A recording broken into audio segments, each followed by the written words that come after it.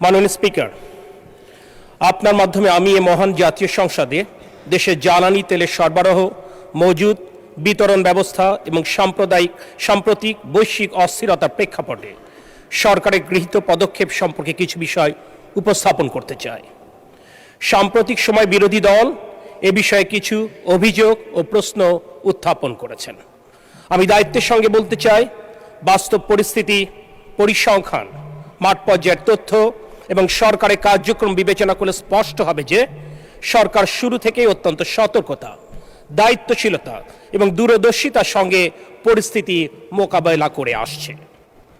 মাননীয় স্পিকার, 28শে ফেব্রুয়ারি 2026 তারিখে ইরান, মার্কিন যুক্তরাষ্ট্র, ইসরায়েলকে কেন্দ্র করে যে সংঘাত শুরু হয় মধ্যপ্রাচ্যে এবং পরবর্তীতে হরমুজ প্রণালী কার্যত অকার্যকর এবং ঝুঁকিপূর্ণ হয়ে পড়ায় বৈশ্বিক জ্বালানি সরবরাহ ব্যবস্থায় ব্যাপক অনিশ্চয়তা সৃষ্টি হয়।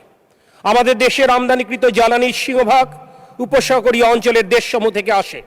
বিশেষ করে ইস্টার্ন রিফাইনারি প্রতিষ্ঠার পর থেকেই সৌদি আরবের অ্যারাবিয়ান ক্রুড এবং সংযুক্ত আরব আমিরাতের মারমান ক্রুড আমদানি হয়ে আসছে।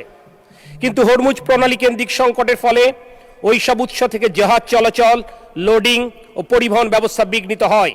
ফলে জ্বালানি তেলের প্রাপ্যতা এবং সরবরাহ শৃঙ্খলে চাপ তৈরি হয়। এই বাস্তবতায় সরকার পরিস্থিতির গভীরতা অনুধাবন করে শুরু থেকে একটি সংযত, সুরক্ষামূলক এবং দায়িত্বশীল সরবরাহ ব্যবস্থার নীতি গ্রহণ করে। কারণ তখন আমাদের হাতে পর্যাপ্ত মজুদ ছিল না। আমরা এমন এক অবস্থার সম্মুখীন ছিলাম যেখানে রাষ্ট্রের প্রয়োজনীয় জ্বালানি নিরাপত্তা নিশ্চিত করতে হলে সরবরাহ ও মজুদের মধ্যে একটি সতর্ক ভারসাম্য বজায় রাখা জরুরি ছিল। 17 ফেব্রুয়ারি 2026 আমরা যেদিন জনগণের সমর্থনে সরকার গঠন করি, তখন দেশে জ্বালানি তেলের মজুদ ছিল মাত্র 7 দিনের। মধ্যপ্রাচ্যে যুদ্ধ শুরুর দিন অর্থাৎ 28শে ফেব্রুয়ারিতে আন্তর্জাতিক বাজারে ডিজেলের মূল্য ছিল $88।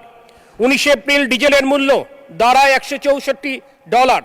অকটেন অন্যান্য জ্বালানি পণ্যের দামও সমহারে বৃদ্ধি পেয়েছে। কিন্তু সরকারের ধারাবাহিক উদ্যোগ, দ্রুত সংগ্রহ, সরবরাহ পুনর্বিন্যাস, বিকল্প উৎস সন্ধান এবং কঠোর মাঠ ব্যবস্থাপনার ফলে বর্তমানে আমরা মজুদের অবস্থান উল্লেখযোগ্যভাবে শক্তিশালী করতে সক্ষম হয়েছি। অত্যন্ত দায়িত্বশীলতার সাথে আজ জনগণের ভোটে নির্বাচিত সংসদ সদস্যের মাধ্যমে সমগ্র দেশবাসীকে আশ্বস্ত করতে চাই, বর্তমানের জনগণের নির্বাচিত সরকার আগামী মে মাস পর্যন্ত জ্বালানির যে চাহিদা সেটি নিশ্চিত করতে সক্ষম হয়েছে। আমরা এখন আগামী জুন এবং জুলাই মাসের জ্বালানি চাহিদা পূরণের প্রস্তুতি গ্রহণ করছি।